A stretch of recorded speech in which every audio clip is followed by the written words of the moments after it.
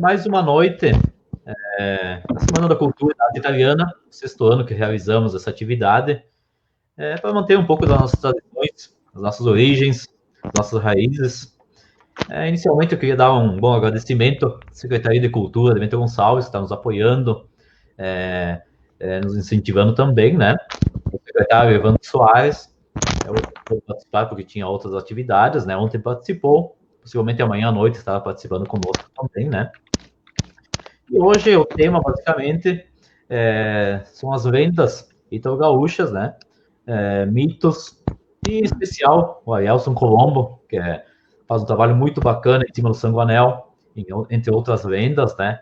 Tem uma coleção interessante de máscaras do Trento. E também o Fernando Menegatti, que vai estar numa pequena participação aí, falando dos deuses vênetos, com ele que é mais da cultura vêneta, né? Da aula também do Vêneto Antigo, a língua vêneta, né? Então, gostaria de agradecer a vocês dois pela oportunidade de estarem aqui conosco, né? Nos auxiliando.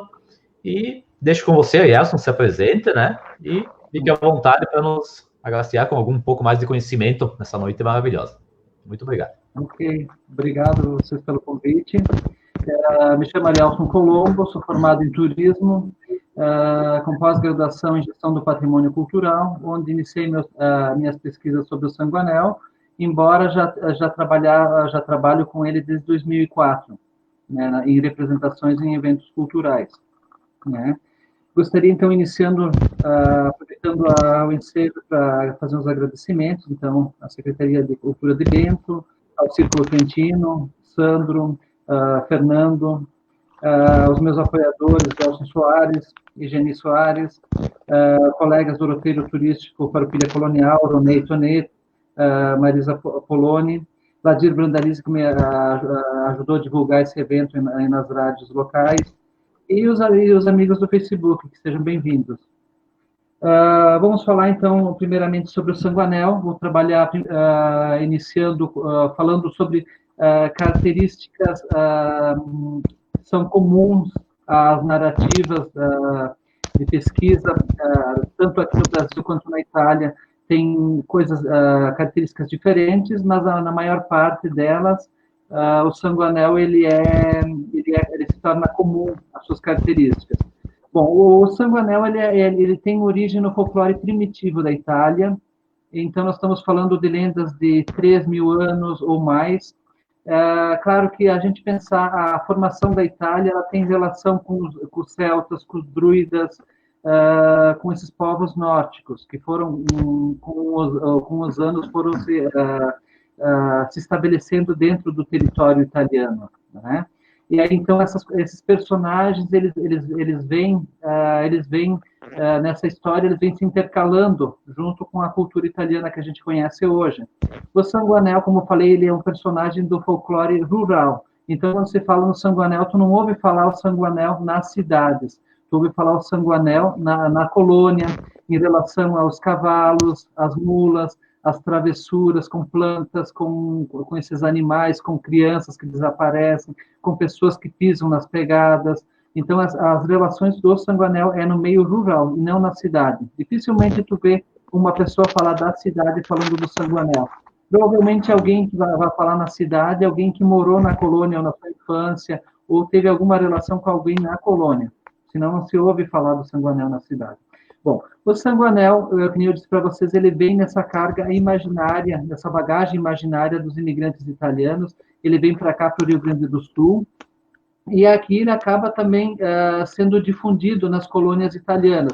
Nas regiões alemãs, tu não ouve falar do Sanguanel, tu ouve falar só na Caxias, Bento, Farroupilha, Flores da Cunha, nessas regiões ali tu ouve falar do Sanguanel.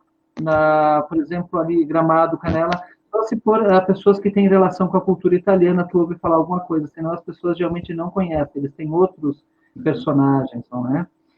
Então, o Sanguanel, para ser Sanguanel, ele é um homenzinho, um homem em estatura pequena, não um anão, é um homem em estatura pequena, todo vestido de vermelho. Então, ser Sanguanel, todo vermelho.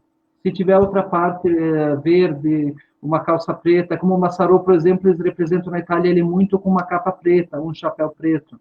Então, ele já se destaca do sanguanel por causa disso, dessa vestimenta. Embora ele seja ruivo, também um maçarou, né? Mas eles têm algumas semelhanças. E já que eu comecei a falar do maçarou, existe uma confusão, tanto na Itália quanto aqui, que tem pessoas que confundem o sanguanel com o maçarou, dizem que eles são iguais, são o mesmo personagem. Digamos, essa relação, ela existe lá e aqui no Rio Grande do Sul também. Conforme a região, tem pessoas que, não, eu conheço o maçarou, o sanguanel, não. Ele fazia, as travessuras, as características dele são muito semelhantes. Só que, na origem, o próprio nome sanguanel quer dizer vermelho do sangue, ele tem relação com o sangue, né, por ser vermelho. Embora sanguanel, salbanello, vem do latim, silvanus, que era o deus das florestas, né, para os romanos, e com o passar dos anos ele vai mudando suas características. Por exemplo, lá no início, lá na Roma Antiga, o sanguanel era um ser que vivia nas casas, ele vivia com as pessoas, brincava com as crianças, era um ser divertido. Já na Idade Média, por influência da Igreja Católica, o sanguanel ele começa a ser visto como um personagem ruim. Ele já começa a ser visto já fora das casas das pessoas, não mais convivendo com as pessoas. E com a imigração italiana, ele já vem com esse papel de bicho-papão, digamos assim, ou de um ser para assustar, um ser controlador. Digamos, as narrativas das pessoas aqui na região. Meu filho não vai mexer lá na laranjeira que tem o sanguanel. Não vai mexer lá no paiol que o salbanel vai te pegar. Então, era uma maneira de conter as crianças, né, devido à própria questão dos pais, do isolamento, dos pais trabalhar na lavoura o dia inteiro, e às vezes essas crianças ficarem com os irmãos mais velhos em casa. Então, era uma maneira de pôr medo. Hoje tem o bicho-papão, o homem do saco, né? Enfim, tem outros personagens hoje, né, que assustam um pouco as crianças. Então, naquela época, quem aterrorizava era o sanguanel, né? Então, voltando às características, então, o homem vermelho, que se veste sempre de vermelho, com diversos guizos, que daí ele faz aquele barulho. O guizo, ele tem um símbolo de tipo de aviso, né? Que nem a cobra cascavel tem aquele guizo avisando que ela tá por perto, né? O sanguanel também, tu ouve aquele guizo, tu já fica assustado, embora também tenha a relação do guizo com aquele sininho que as ovelhas, as vacas usam, né? Para identificar onde que o animal está perdido, para localizar, né? Então tem essa relação também. Ele é visto em todo lugar. Na Itália, quanto aqui, ele é visto em todo lugar. De dia ou à noite, não tem hora para ele aparecer e fazer essas suas travessuras. Claro que à noite a sua amiga é protetora. Ele tende a aparecer bastante nas narrativas em noites de lua cheia. Aí suas travessuras, ele não poupa ninguém, nem homem, animal ou planta. No caso dos homens, se a pessoa pisar na pegada do sanguanel, ela perde a extramontana. A extramontana quer dizer o rumo, né? Os antigos diziam, a extramontana é a direção certa. Então, a pessoa pisou na pegada do sanguanel, coitado, eles diziam, né? Agora vai ficar perdido, até que alguém o encontre e faça o sinal da cruz com a mão esquerda e quebre o encanto. Então, muitas vezes as pessoas também eram malandras antigamente. Eles iam para a bodega no sábado de noite, enchiam um pouco a cara, aí dormiam na valeta, caíam, né? Daí as pessoas em volta ficavam preocupadas. Coitado, fulano não veio para casa. Será que pisou na pegada do sanguanel? Aí muitos usavam a desculpa do sanguanel também para se livrar do que aprontavam, né? Então, a pior desgraça é isso, é pisar na pegada do sanguanel. Então, isso pode acontecer com crianças, com adultos, de pisar e ficar perdido. Na nossa região tem muito essa lenda de crianças, de adultos que pisaram na pegada do sanguanel. Então, é muito comum tu ouvir essas narrativas. Ou a criança, muitas vezes, quando era raptada pelo sanguanel, eles colocavam em cima de um pinheiro, ou no meio de espinhos, ou em rochedos, em lugares de difícil acesso, que provavelmente a criança sozinha não conseguiria chegar lá. Então, a gente encontra muito na nossa região, se a gente vai conversar com as pessoas mais velhas, esse tipo de relato, né? Os animais, por exemplo, então, cavalos, mulos, sanguanel, ele é muito arteiro, ele é muito de querer fazer travessuras. Ele gosta de andar a cavalo, geralmente em noites de lua cheia, então ele pula, faz as tranças nas crinas e na cauda do cavalo, cansa as mulas. Aí a desgraça das mulas é que elas ficam cansadas e no outro dia elas não servem para o trabalho na lavoura, na agricultura, na colônia, né? Então, tem essa questão. E muitas vezes tem também uma maldição que o pessoal tem muito medo de mexer, quando tem essas tranças nas crinas ou na cauda, né?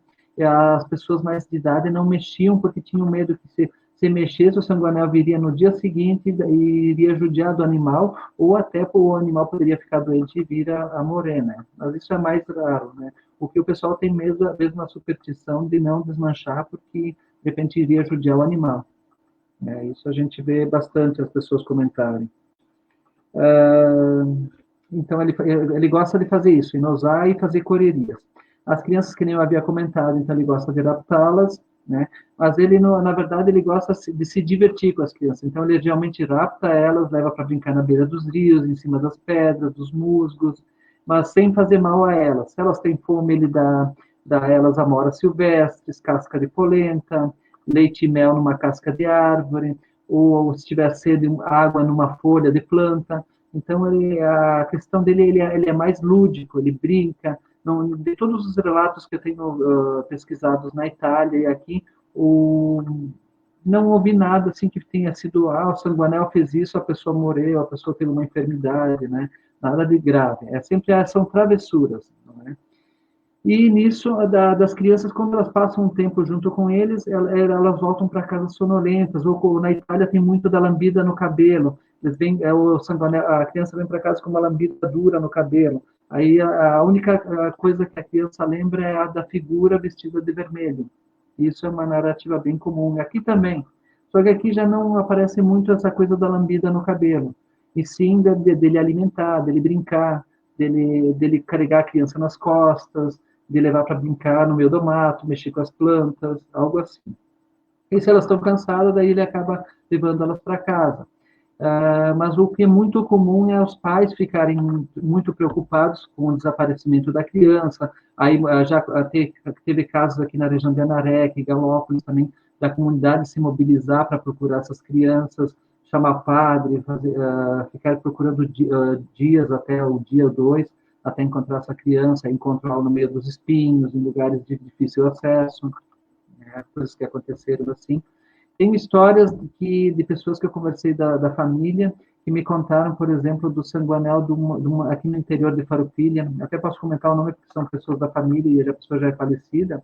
Essa senhora me contou o seguinte, a Genuína Palavra, ela me contou que lá nos anos 60, mais ou menos, uma criança ali do interior, ela desapareceu. Aí a comunidade ali do São Miguel, desse quarto distrito de Farroupilha, eles se mobilizaram para procurar essa criança.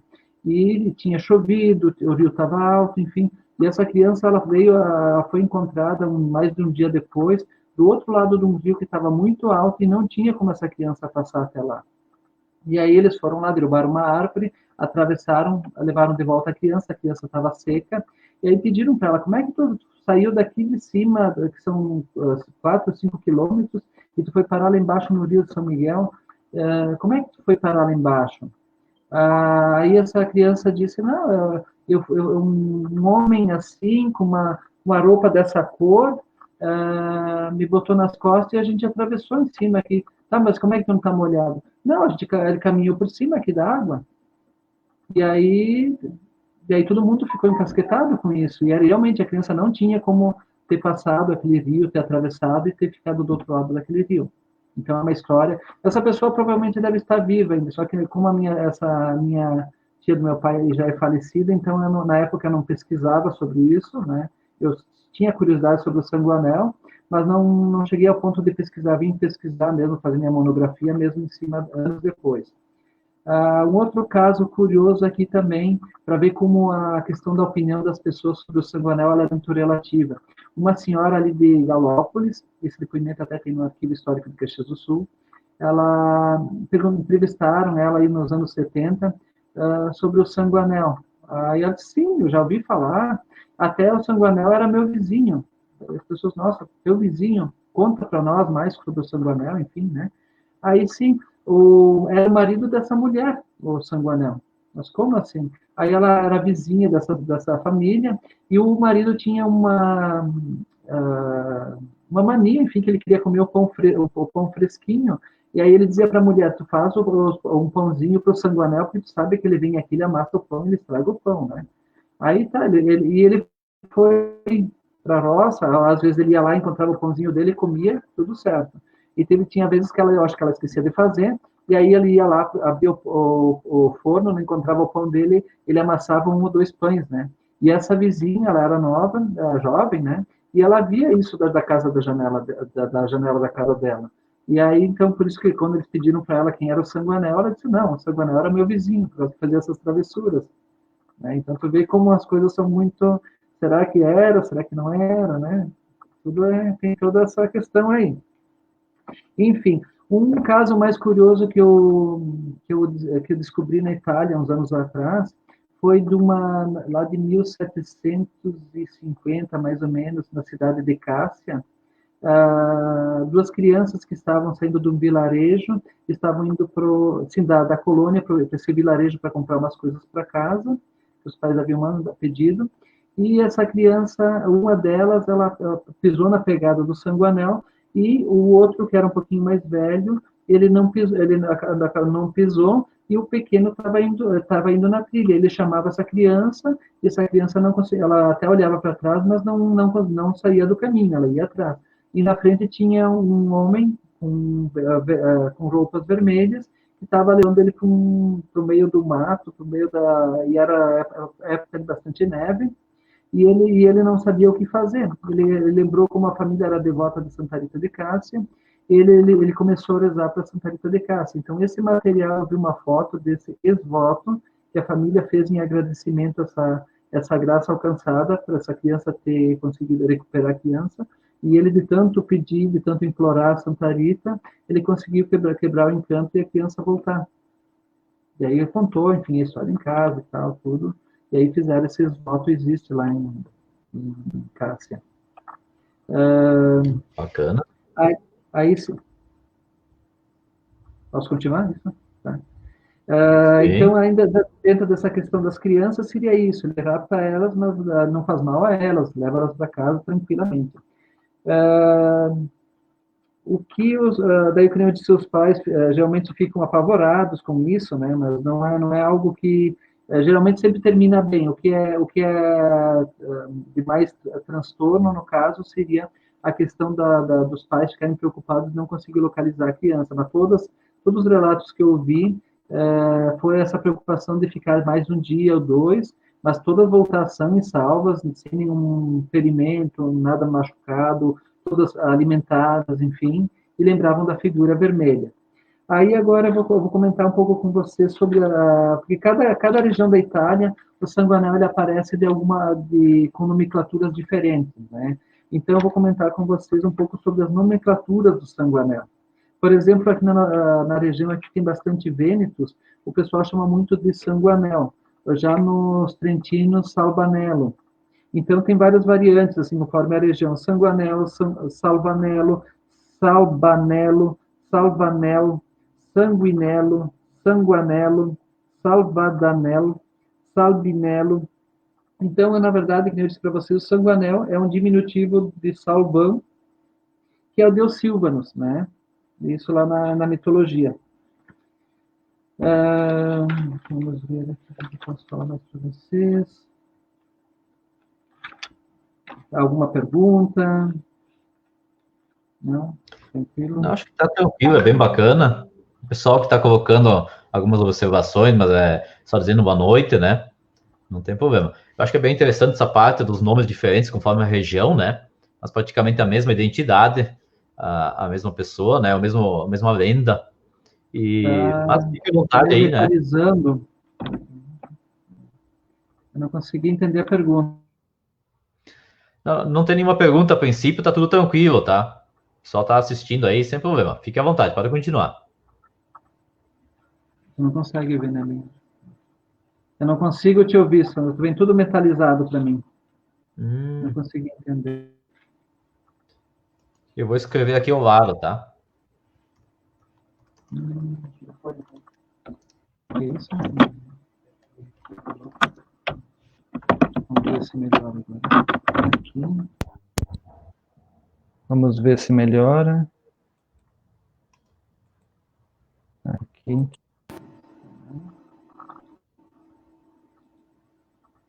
Acho que tá tranquilo. Vai fundo. Tá. Eu não estava conseguindo te ouvir.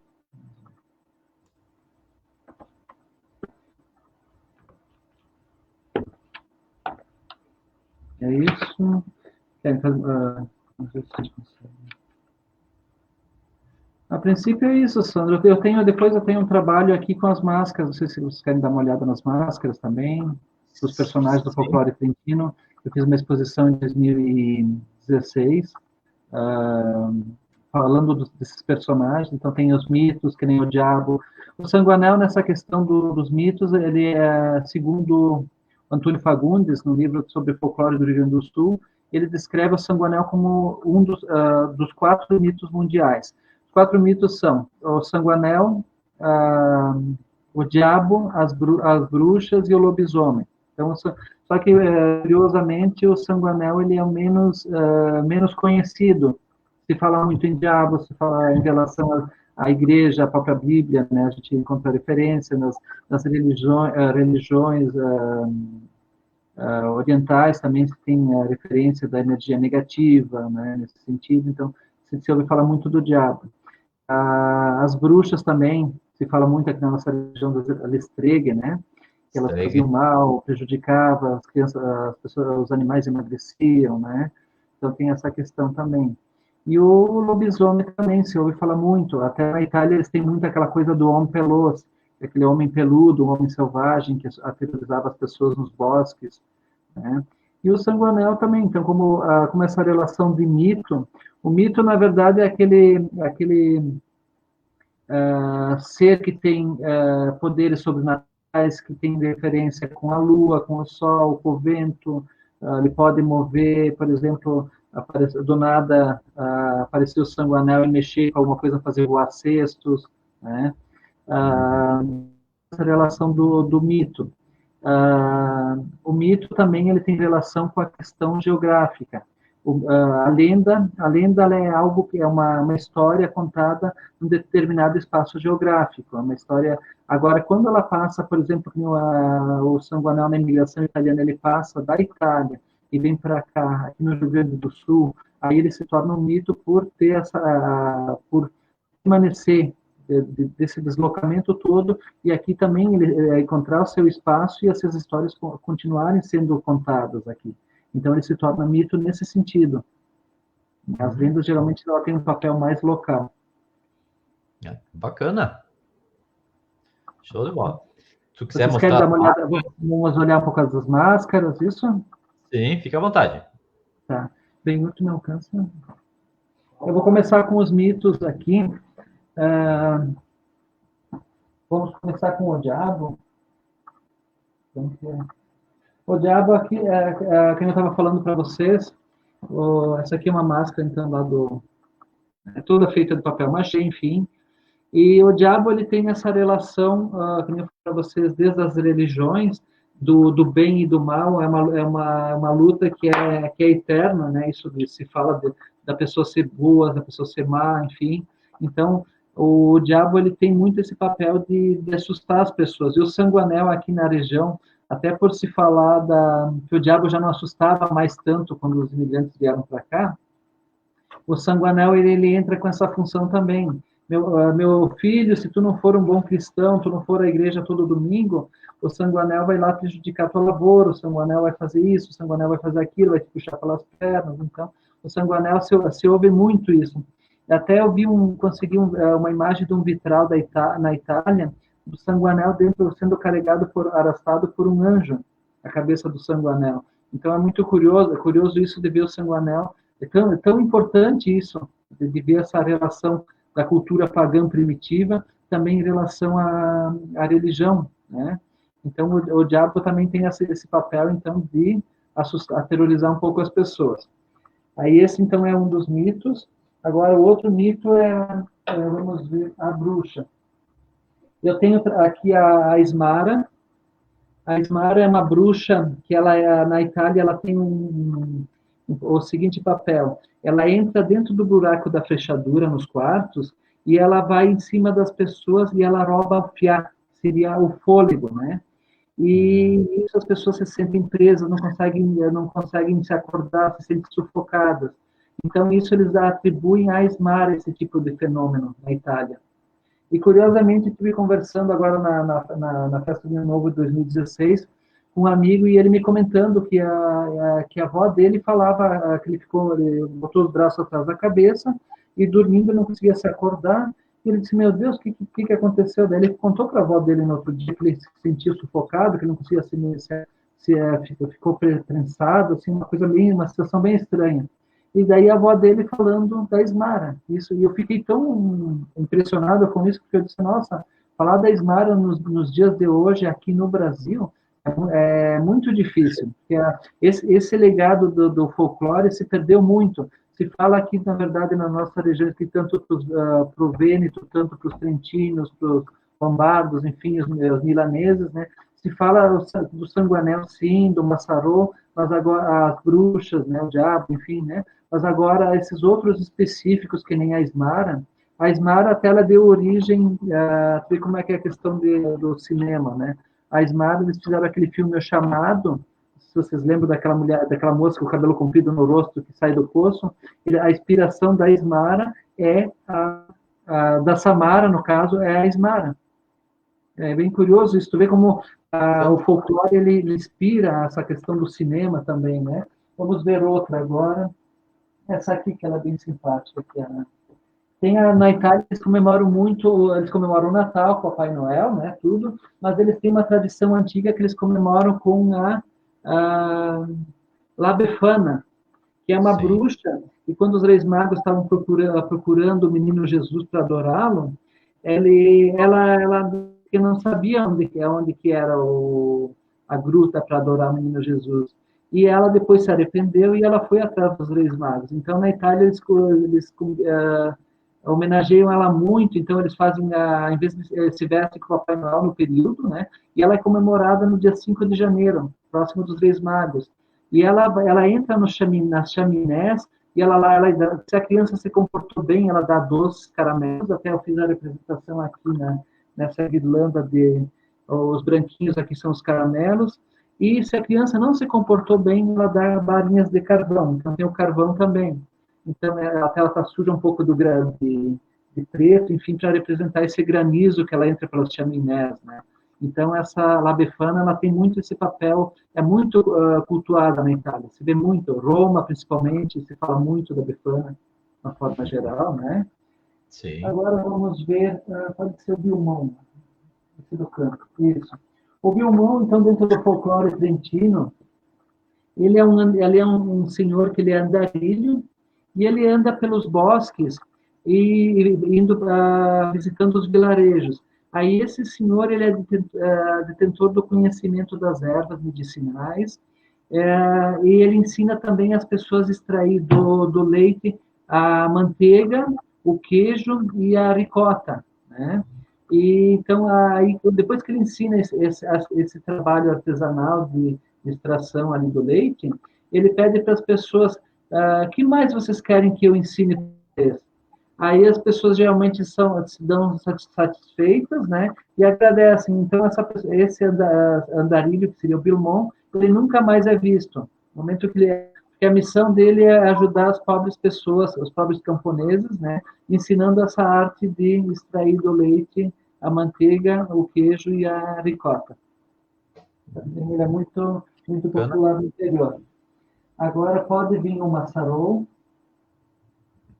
O Massarol também eu comentei para vocês, né, que o Massarol eu fiz a representação dele com chapéu preto, mas ele tem a barba meio avermelhada, ele pode ter uma capa vermelha. Só que o Massarol, diferente do Sanguanel, o nome Massauro, Massariolo, Massarolo, Massarol, enfim, ele tem uma derivação de servidor, ele é um ser servidor. Isso na Roma antiga também aparece como um ser que servia as pessoas, como uma pessoa, um ser que cuidava dos cavalos, que cuidava de serviços fora da casa, né? Então eu represento ele assim. Só que no passar do tempo, também como Sanguanel, ele começa a ser visto como um ser que assusta as pessoas, né? Nos bosques, enfim. Então ele geralmente as pessoas assustam as crianças dizendo que se elas não se comportarem, se elas não andarem na estrada certo, direitinho, virem para casa da escola direitinho, não entrar no mato, né? Se ele encontrar elas, ele esconde embaixo da capa preta dele. Então, o Sanguanel tem essa relação assim. Ele é um pouco mais... o Sanguanel, ele é brincalhão, o Massarolo já é um pouquinho mais brabo. Mas o Fernando também tem uma história bacana depois para contar para nós de uma guerra que teve, né, que o Massarolo acabou ajudando o pessoal lá, né, Fernando? Agora, então, vamos indo para... Pode ser essa aqui. A Leanguane. As anguanas, traduzindo agora para o nosso folclore nacional, as anguanas são sereias. Nós temos no Brasil a iara, que é uma sereia de água doce. Na Itália, eles têm muito, principalmente os trentinos, nos fundos dos vales, tem as anguanas. As anguanas, elas vêm na água, elas têm os cabelos longos, e muitas vezes as pessoas entram nos rios e acabam se afogando, porque se engatam nos cabelos das anguanas. As anguanas, elas, não é que elas sejam ruins. De dia, elas são mulheres bonitas, elas fazem o pão de manhã cedo, então, quando as pessoas estão levantando, elas sentem o cheiro do pão nos vales, assim, no meio aos vales, elas sentem aquele cheiro dos pães das anguanas. Mas, claro, as pessoas não podem ir perto delas, porque elas seduzem a pessoa, né? Então, durante o dia, elas são belas moças, loiras, né? Ou ruivas também, que elas acabam seduzindo as pessoas. E à noite ela se torna, então, essa sereia, né, com um aspecto de peixe, né? Então, por isso a representação com escamas no rosto, os cabelos da parte do dia, que são vivos, e à noite a questão da água, né? Essa relação da água o fogo também. Pode ser falar. As lumieras são muito comuns de serem faladas nos bosques. A lumieira é uma bruxa, ela não é que ela não é ruim, mas ela tem se as pessoas estão no bosque geralmente à noite e elas acabam se perdendo, a lumieira é uma luz, é uma mulher, ela é iluminada e a pessoa olha para aquela luz, digamos do lado esquerdo, só que ela está ao contrário, ela está no lado direito. Então, ela está um reflexo da luz dela ao contrário, levando a pessoa, fazendo com que a pessoa se perca no caminho. Então, aqui ela está representada, enfim, com essa cor um pouco mais clara, né, para dar essa ideia de luz, né? Aqui as fadas, agora vamos para a fada. A fada também é um personagem que ela é... aqui, agora... tá, beleza. As fadas também é muito comum, geralmente na infância, se falar para as crianças das fadas, que elas são encantadas, que elas transformam as coisas, né? Coisas bonitas, em flores, em coisas encantadas, né? Então, as fadas ela é bastante comum no imaginário infantil, de uma forma positiva, né? Geralmente se fala de fadas, todo mundo gosta das fadas, acha elas bonitas, delicadas, né?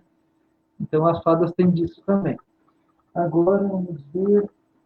Acho que vamos ver do Sanguanel. Deixa eu ver essa aqui. Essa aqui foi uma das primeiras máscaras que eu fiz do Sanguanel, lá em 2006. Ela já é um pouquinho mais rústica, é uma máscara de se usar mesmo. Aquelas outras ali que eu estava mostrando para vocês são máscaras que são esculturas de parede. Como ela já tem um propósito, tem os olhos, tudo, já representando um personagem. Essa não, foi uma máscara que eu usei. Agora vamos ver outras aqui que eu tenho. Essa aqui também que ela já usei várias vezes, né? Então ela para aterrorizar as crianças dos desfiles, né? Então é uma máscara também. Isso. Então, e a máscara ela tem essa coisa primitiva, né? A gente começa a pesquisar sobre as máscaras dentro da história. Os povos indígenas usam as máscaras porque a máscara ela tem aquela relação de tu representar uma divindade.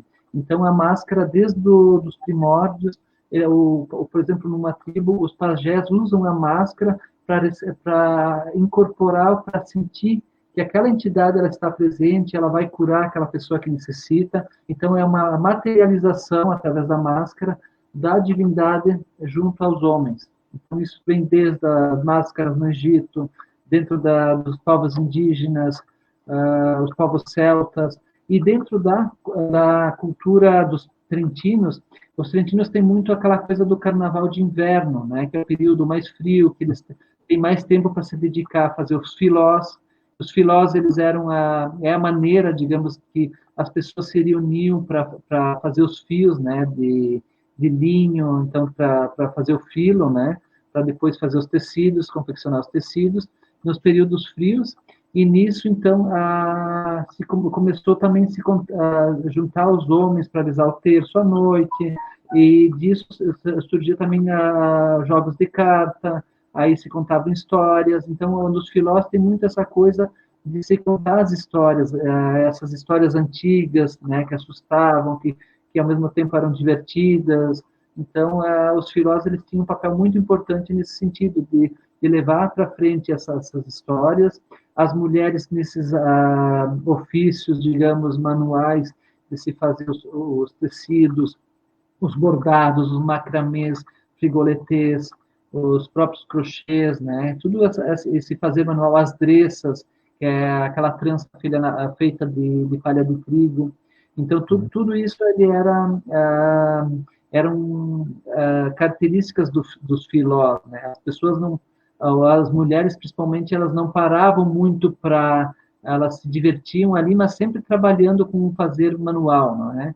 E os homens já não, os homens ficavam junto com os meninos jogando carta, tomando seu vinho, né? Então o lazer deles era esse momento, né? Mas sempre ligado à oração, sempre iniciando com o terço, pedindo proteção, agradecendo, né?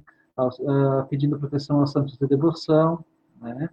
E voltando à questão do folclore aí, então as narrativas, essas histórias todas, elas eram contadas nos filós.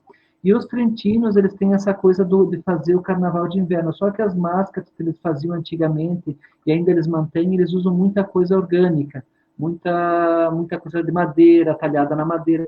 Eu, trabalho com o sanguanel de uma forma mais contemporânea, eu reciclo, trabalho com jornal, com cola, enfim, e trabalho com sementes, trabalho com fios, né, dentro da minha linguagem.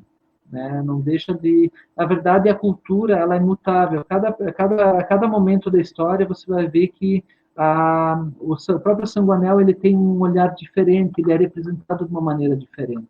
Está certo ou está errado?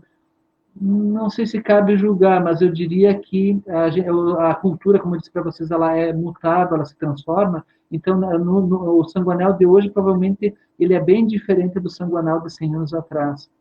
Né? Então, claro, tudo tem um processo, né, de transformação. E, claro, o importante disso tudo é preservar a essência, né?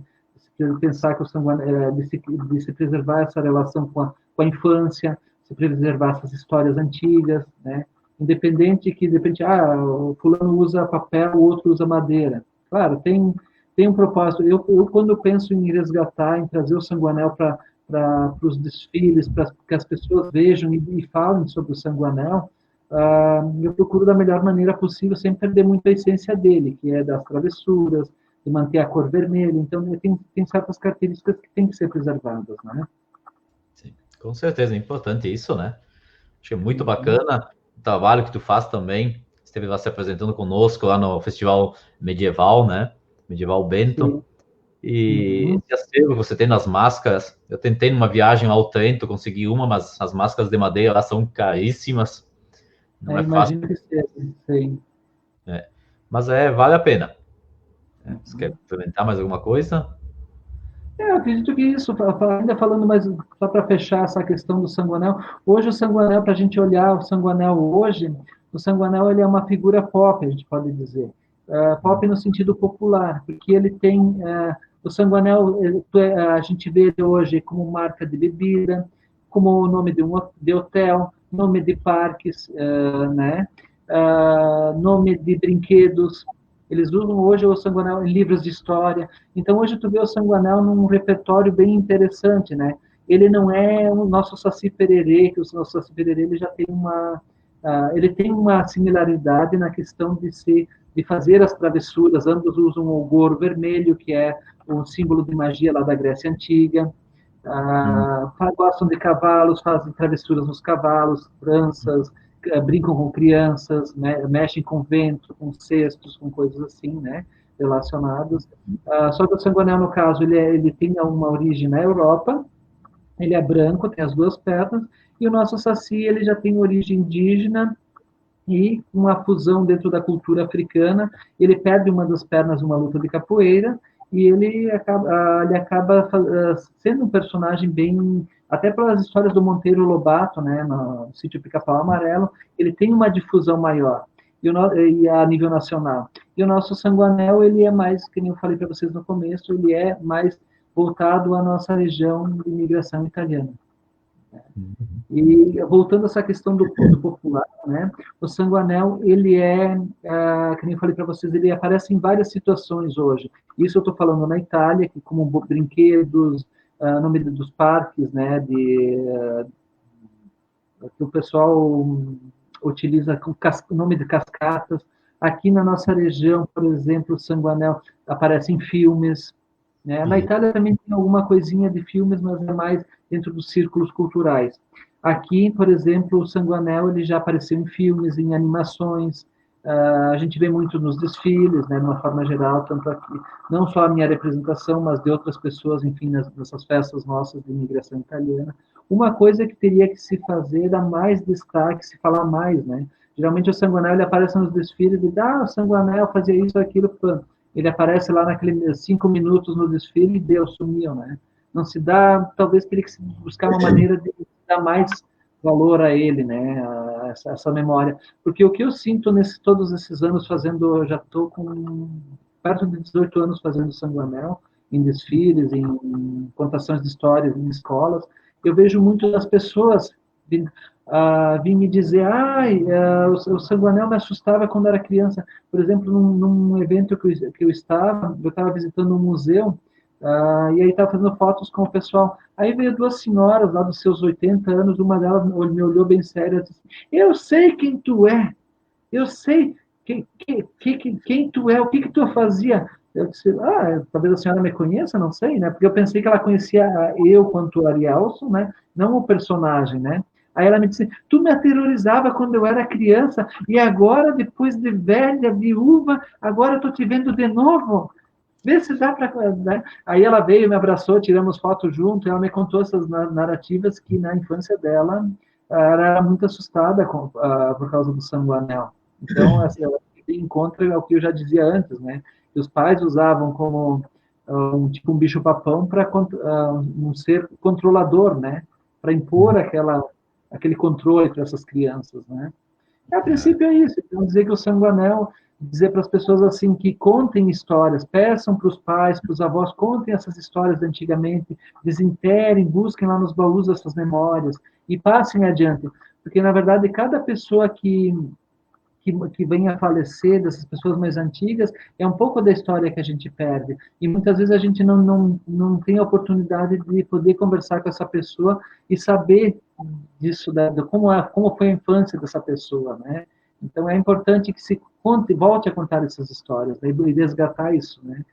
Eu dou um teminha muito para as crianças quando eu faço contação de história em escolas, eu digo, olha, eu contei essa história para vocês, né? Cada um de vocês, independente da etnia de vocês, tem histórias sobre o folclore, enfim, de personagens, né?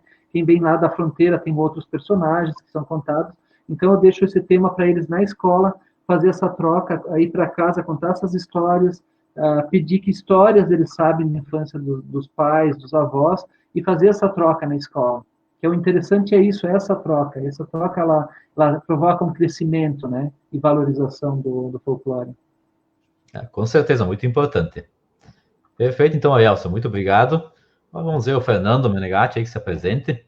Também tem alguma história para contar para nós. Fique à vontade, Fernando. Só liga o som.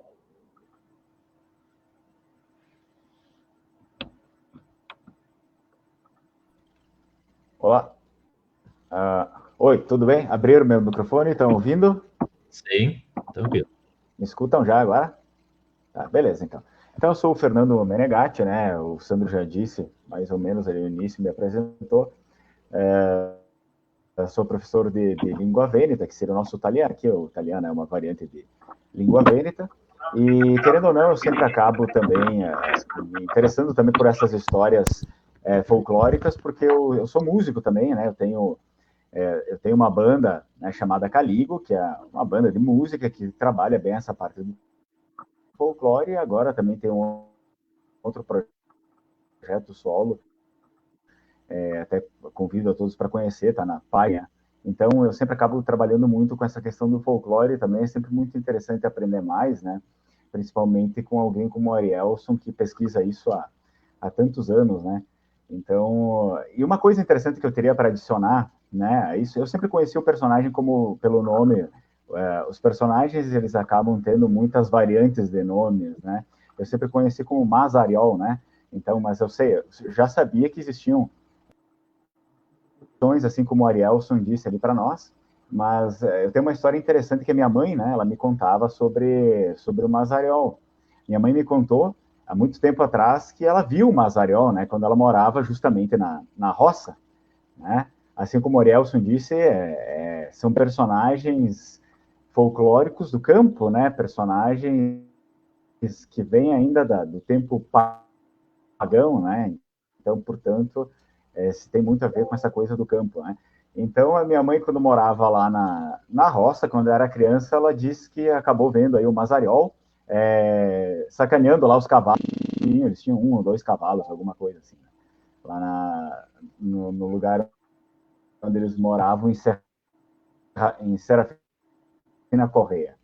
Aí, então, eu acabei me lembrando, né? Enquanto o Arielson ia falando, eu me lembrei dessa história, o que é interessante, como o Arielson disse, né? Essas da memória, né? Por mais, tanto pessoas mais jovens quanto pessoas mais velhas, todos acabam compartilhando dessa memória coletiva. Né? E uma coisa também que o Arielson comentou foi sobre o mito do Mazariol na batalha contra os hunos, né? Porque tem esse mito que é mais famoso lá na Itália, né? Por eles ainda terem preservado, né, por uma questão histórica antiga, essas batalhas medievais que aconteciam. Então não é segredo para ninguém na história que o Átila e os hunos invadiram boa parte da Europa naquele tempo, né, na Idade Média. E aí, então, se tem um mito lá que eles contam que na cidade de Oderzo, né, no Vêneto, o Mazariol ajudou a expulsar os hunos de lá, né? Então, o que acontece? Átila e os hunos eram horríveis, né? Eram terríveis e por onde passavam destruíam tudo e não tinha a mínima chance, diziam, né? E então a lenda diz que quando eles se instalaram nessa cidade, eles se instalaram bem para fora, né, do vilarejo e eles pensaram, não, hoje a gente dorme aqui no meio do campo e a gente se prepara, come, né? E amanhã então a gente ataca melhor, né? Mais preparado. Então diz que o Mazariol, no mito, né, na lenda, ele acabou sacaneando eles durante a noite, né? Ajudando então ali os moradores, né? Os vênetos ali dessa cidade, amarrando os rabos do cavalo, fazendo barulho com as panelas, jogando toda a comida que eles tinham fora, esse tipo de coisa, né? Então, a lenda diz que quando eles acordaram no outro dia, eles estavam assustados, né, por conta de todo aquele barulho que tinha de noite, eles não conseguiam saber quem era, se era alguém atacando ou o quê, não tinham mais comida, também não tinham mais bebida, nem nada, e aí quando eles montam, né, nos cavalos para zigue-zague, né? Eles não conseguem, eles se perdem para lá e para cá, né? Por conta do feitiço que o Mazariol tinha feito. Essa é a lenda que eles contam lá, né? Então, por meio disso, então lá eles falam uma frase que é bem famosa lá na língua vêneta, né? Não é em italiano. Então eles falam: "No sta mia cascarme rento in te pece del Mazariol". Então, nelas vai acabar se dando mal, né? Então, foi mais ou menos isso que aconteceu lá com a história do Átila, né? E os hunos.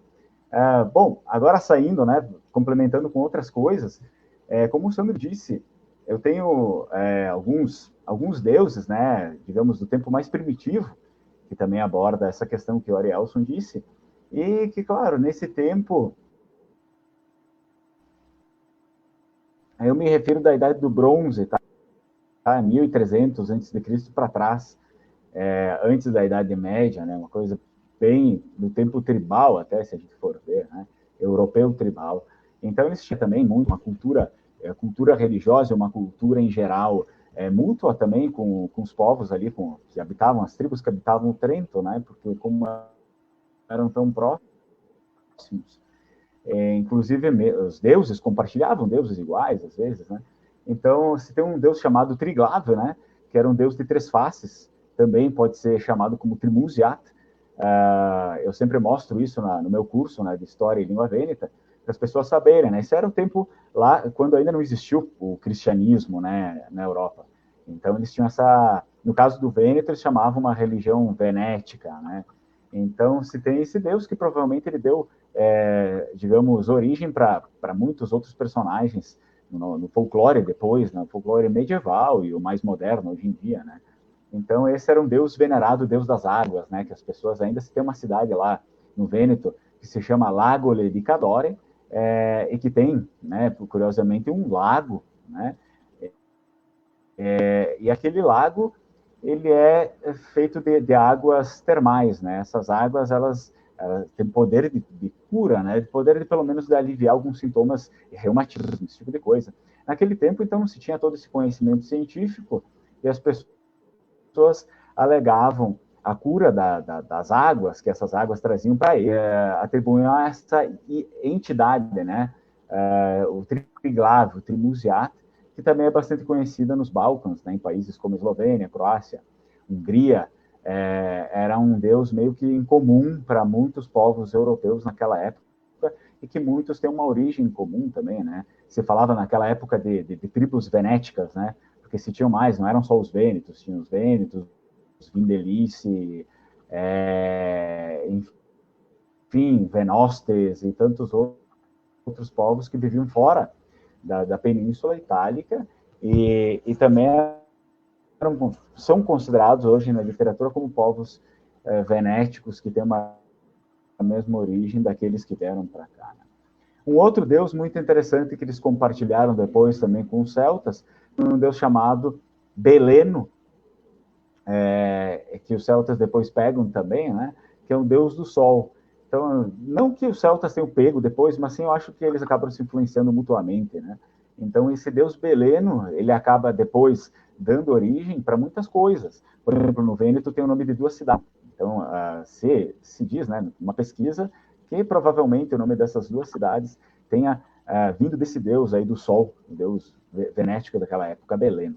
E outro deus que eu tenho aqui é o Radigost, né, que eles chamavam, que ele tem uma espécie de cara de leão, com chifres e todas essas coisas, mas naquela época ele não tinha essa conotação, nenhum deus, né, tinha essa conotação de maldade, né, isso vem depois, principalmente com a chegada do cristianismo, né, então, claro, por um ato político eles precisam que as populações pagãs daquela época repudiem os seus deuses primitivos, seus deuses primitivos não, porque todos os deuses são primitivos, né? Mas seus deuses originais, para que eles consigam colocar o cristianismo na sociedade deles, então eles demonizam todos esses deuses europeus, né? É uma estratégia política, né? Ele era muito venerado ali na parte do Vêneto, também na parte do Trento, do Friul.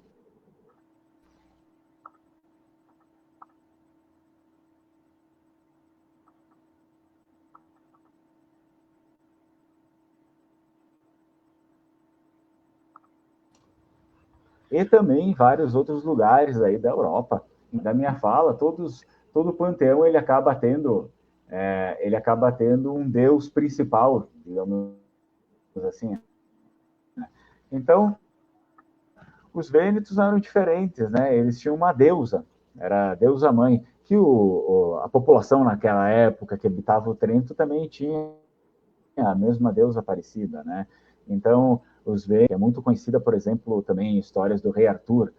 Na literatura se pesquisa que provavelmente a história da deusa mãe teria vindo dessas tribos venéticas, que inclui uma grande parte do mapa europeu, inclusive grande parte da Grã-Bretanha, e que eles também tinham um mesmo laço cultural, né, e religioso que o nosso daquela época. Então, essa deusa Reitia foi muito importante para eles, inclusive, isso ficou em muitos nomes de cidades também. Então, a cidade chamada, por exemplo, Riese Pio X, né, Riese, teria vindo do nome dessa deusa, entre outras coisas. Isso se encontra até fora da própria península. Riga também, na Finlândia, se não me engano, que vem do nome dessa deusa. Era uma deusa, vários que depois foram se espalhando aí pela Europa, né? É uma história bem longa, que precisa mais tempo para contar, eu não pretendo me aprofundar, entrando mais para a questão atual, que o Arielson trouxe, né? Para nós, se acredita, né, que ela esteja, de certo modo, sendo também cultuada nos dias de hoje pelo folclore, né, que o Arielson trouxe para nós, pelos mitos, pelas lendas populares. Então, uma coisa importante de se dizer que a nossa civilização, tanto onde é hoje o atual Vêneto, o atual Friul, o atual Trento, são civilizações muito antigas, né, que vieram antes dos romanos. Por exemplo, aquela parte ali de onde vieram os nossos imigrantes, né, do Vêneto, do Friul, do Trento, a maior parte deles, pelo menos, né, a civilização que existia ali é uma civilização de 10 séculos antes de Roma, né? Então eles negociaram, primeiramente, antes de conhecerem os romanos, que não existiam a cultura romana naquela época, eles negociaram com os etruscos, né? Os romanos não existia o latim, eles falavam uma língua chamada venético, que era uma língua por runas. Enfim, essa deusa principal aí, do pessoal que veio para cá, então a Reitia, se diz que hoje ela é justamente relembrada de um jeito que era muito relembrada naquela época, por meio também da figura da Befana, que principalmente no Vêneto, eles também têm um outro nome típico para ela, que é a Berola, né? Eles chamam Oberoia, eles chamam, né? E também, principalmente, Marantega. Ela é conhecida como Marantega, também a Befana lá no Vêneto. E Marantega, a gente acaba caindo justamente nessa deusa antiga, né, a deusa venética, se diz, uma deusa antiga, porque Marantega é a junção de duas palavras em língua vêneta. É mare com a mãe antiga, né?